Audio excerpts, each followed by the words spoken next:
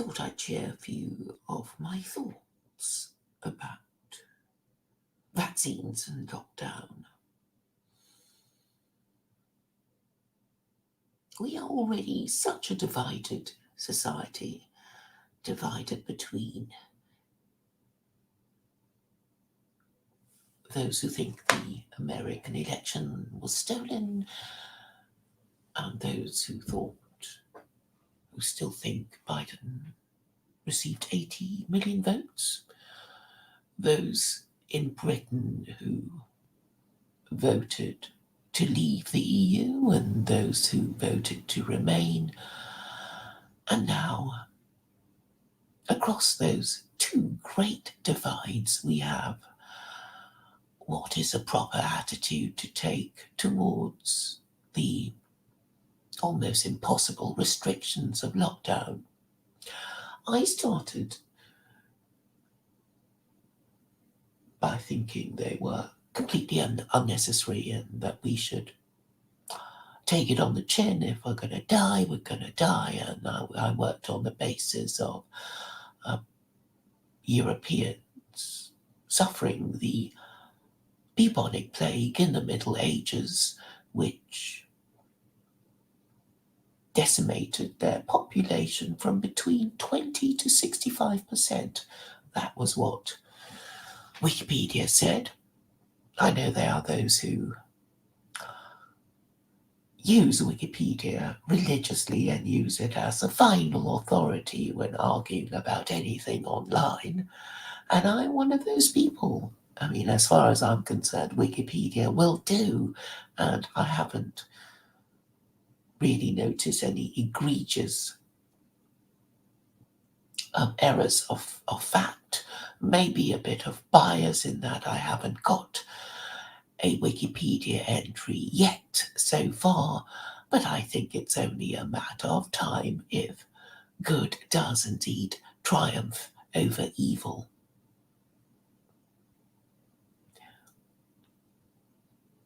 I have posted today on Facebook that there is really no distinction between evil deeds, stupid deeds, or insane deeds.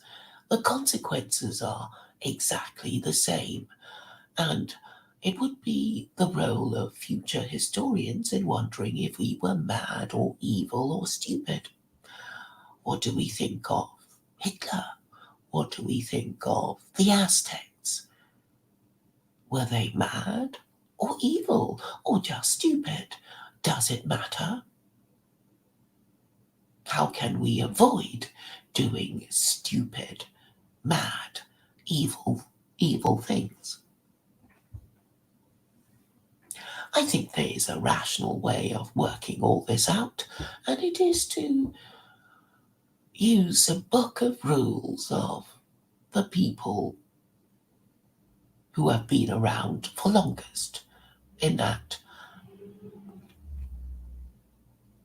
you would deduce from the fact that they've been around for longest that they follow a moral system that is capable of keeping their group in existence and apart from others. And of course, I mean the Jews, who are the world's most ancient and powerful tribe. You could use the Chinese, I suppose, in that they have been around for about the same length of time, but it is harder to work things out from Chinese history in that they have changed their mind about quite a few things. They are now a republic when they used to be imperial dynasties. But we can deduce from this that a one-party republic must be the way forward.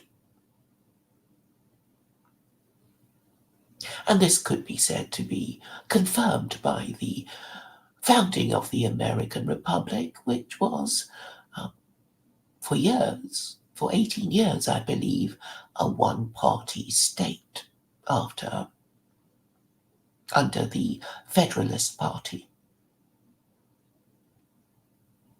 So we have these historical indicators that we are to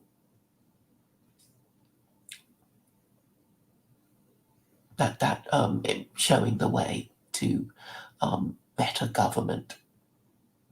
Now, what has this to do with COVID? I think what is profoundly upsetting to men is that the female preference is constantly being prioritized, and the female preference is that of risk averse, wrapping in cotton wool to the extent that it is dangerous and pointless, really. And this is the discontent that is simmering and perhaps boiling over in the male populace. But perhaps because the because Western societies are an aging society, Western men are less likely to rebel from it. In that, old men, I'm afraid to say this, but I have to tell it as I tell you the truth as I find it. Old men become like old women. That is something that is a psychological reality. They will become afraid of their daughters and their wives because these daughters, these wives, these women will soon be their nurse. So you cannot expect great courage from elderly men, perhaps men in their 40s. I know the average age in most Western nations is 40, but if these men in their 40s are atheists, then it means they are unprincipled. Because if you have no religion, then really you have no religious principles. And this means you have no moral principles. And if you have no moral principles, you will be unprincipled and only see the your own status as the objective measure of how you are doing in the world. And in the West, status means having access to sex. And because in the West, the institution of marriage has been desecrated, there is no requirement for men who enjoy sexual access to sex to be married fathers. And this means that most men are not married fathers. Most men in authority are not married fathers. Married parents are not accorded the status that they deserve. And this means men will not be looking to acquire this status, and this means that dissidents will be incels and unmarriageable men, and basically bachelors that no rational woman would look twice at. And this perfectly explains why nothing works. Why these complaining, whining, helpless, aging, senescent men are not capable of changing a single thing because they are unmarriageable and unattractive and perceived as low status. What about the high status men? Well, the high status men would be too terrified of challenging the status quo, because challenging the status quo, that is the matriarchy, will mean loss of status. So they're not going to do it. This is what is described as a catch-22 situation. And I have investigated it. I have discovered it. I am telling it to you again, and doubtless you will be the women that you are, and I'm talking to you men, denying what I'm saying in order that you don't have to follow my prescription. If you deny that you are ill, then you don't have to go to the doctor, and you certainly don't have to follow his prescription. And my prescription is something that you detest because it is the antithesis of matriarchy, and we already know that theocracy is the antithesis of matriarchy.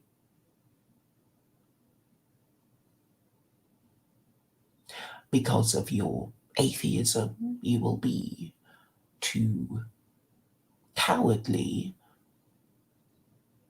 or just be incapable of defending a principle because you don't have one. And this means Western civilization will die of bystander apathy. The chief features of a matriarchy is lack of leadership. Because male leadership is no longer profitable or prestigious, men become like women, and while they don't have to give up sexual access to women, what men know that profits them is the fact that they can anticipate female preferences and cater and pander to them. And this is what men who are regarded as successful in our current orthodoxy do.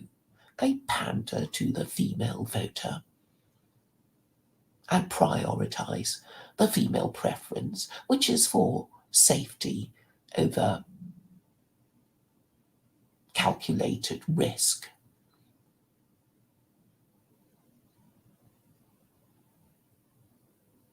And this is the danger of not having a gender balanced society. I'm not saying that the male preference should always be preferred, only that the male preference must not always be ignored. Now, if the West were not as corrupt as I think it is, then people like me would get a hearing.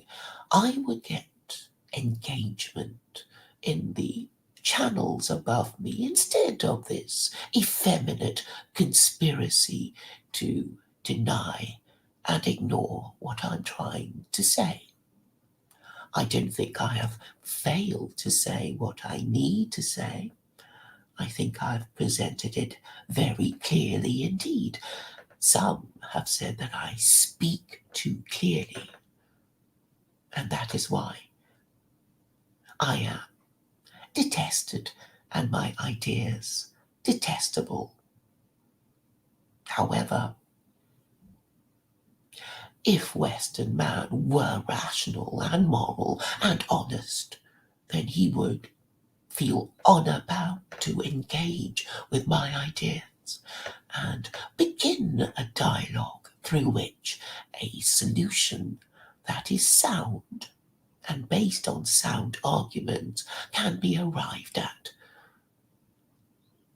But this seems to be a forlorn hope, because there is no one capable of engaging with me, because what they fear is loss of status, of being kicked out of their particular group, because all these groups hate my idea.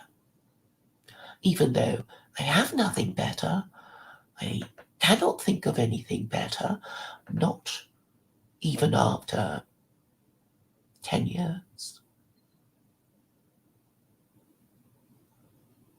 And so,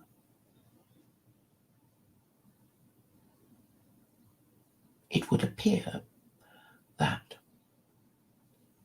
Western nations will continue to ignore what I say and continue to not engage and even ignore what I am saying because they can. And that is because they do not submit to the principle of speaking the truth, acting on it, using sound arguments and um, restricted by their moral principles. So that is really the problem. The upset being caused by lockdown is pretty easy to discover. The thing is, nobody will be happy now. I have often thought to myself, would I be happier if the government said, well, we're going to give up on lockdown and vaccines. We know you hate us, you don't want to be vaccinated, and well, the best thing to do would be to let you pay for your vaccine. So, we're not going to force you, and if you want to, get yourself vaccinated, you can pay for it.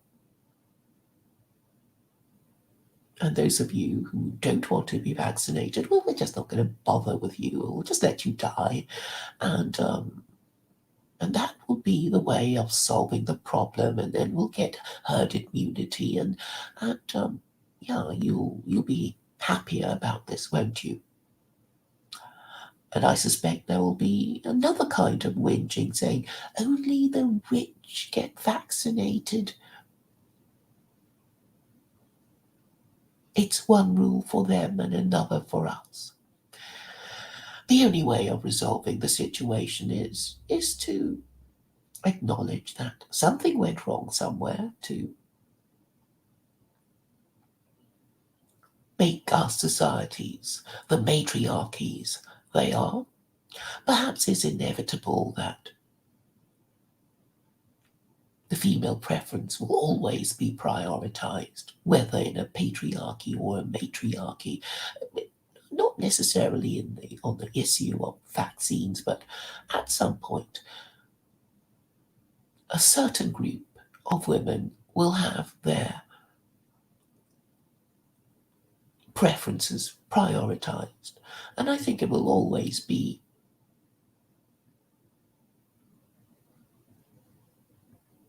women of childbearing age, because they are at their prime, they are at their most attractive and fertile, and men who want to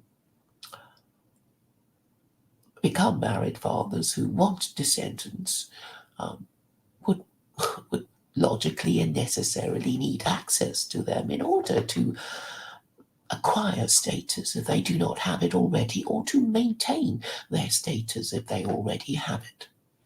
So that is really how it works. It's too bad that no one seems to understand this or be able to cope with the reality of this biological imperative. It does seem ironic that I, of all people, have to keep banging on about it because nobody is capable of discussing it or understanding what I'm trying to say. What I've said has bearing on the future of any nation, of the quality of its national gene pool, its long-term national interest, posterity, and I guess these ideas are too abstract now for the degenerate Western man to comprehend, and that's why at the moment I'm only seeing 2 viewers. Hello, Gary, one of my 2 concurrent viewers now. So about my experience yesterday, I did go to a carol service. Yes, I am full of festive spirit.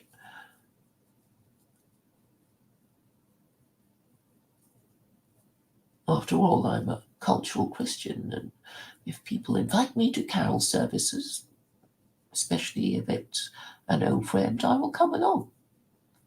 I even had an excellent discussion with the pastor on theological matters.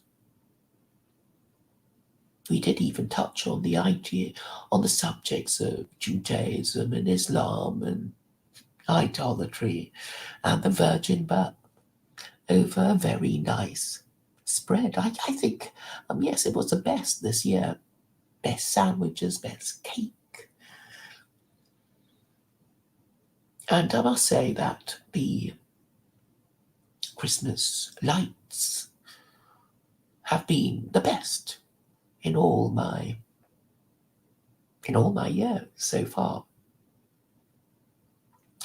But I must, before I go, sum up what I've been trying to say, which is that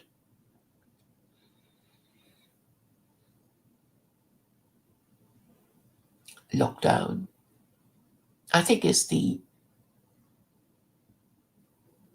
how do they call it, coup de grace, the final blow to finish off the bull. I think it's a bullfighting metaphor, isn't it? I'll look it up. Maybe I didn't pronounce it correctly.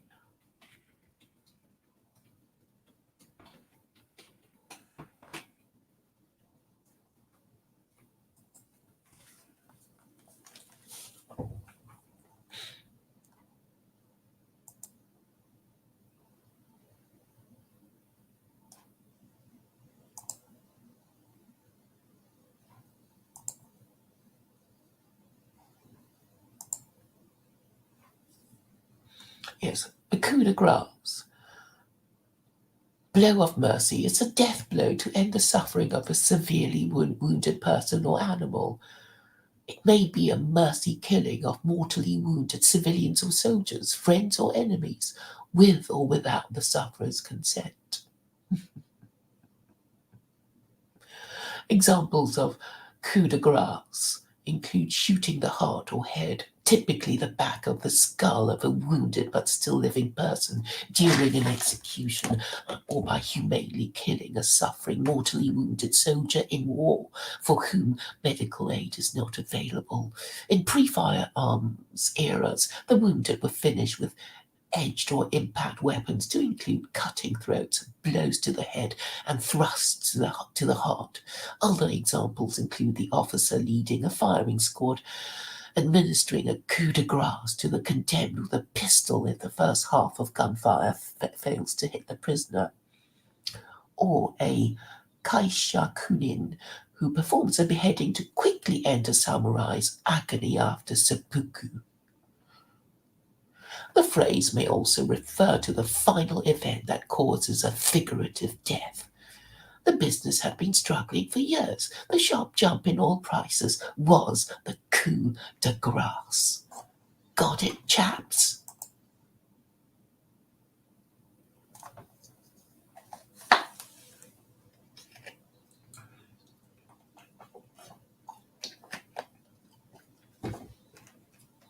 So, what is being executed here? I would say Western civilization as we know it. And what does this consist of? That would be liberal democracy and Christianity. Because if you think about it, when Western man finally regains his senses, then he will conclude that the solution that I have proposed must be the correct one.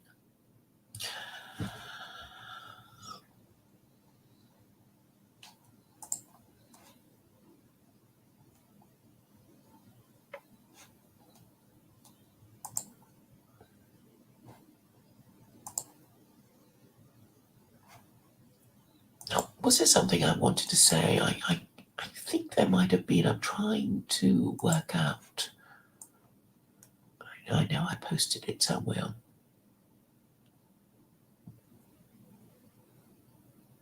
Yes.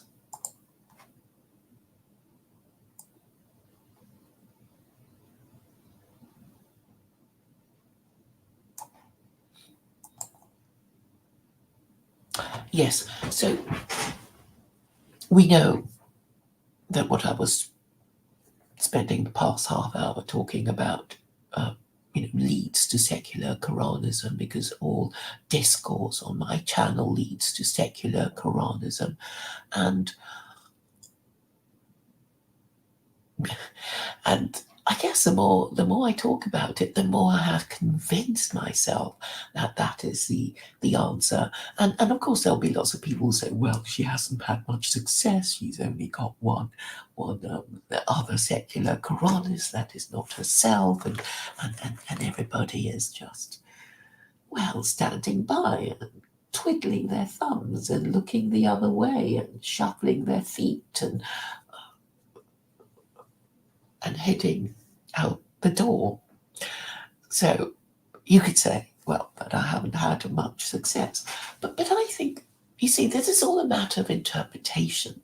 You can think, well, because they won't do what I'm saying, then I am right in my diagnosis that they are, well, they're morally and intellectually rotten and are suffering from amnesia and dementia. And this means that their civilization cannot last for much longer. And this means I must be right. You see? Or you can say, well, she's got it wrong. Nobody's ever going to listen to her. We're just going to keep voting and voting and voting, and eventually we will get the perfect government to govern us wonderful white people. You could think that and have yourself a Merry Christmas. Thank you for listening.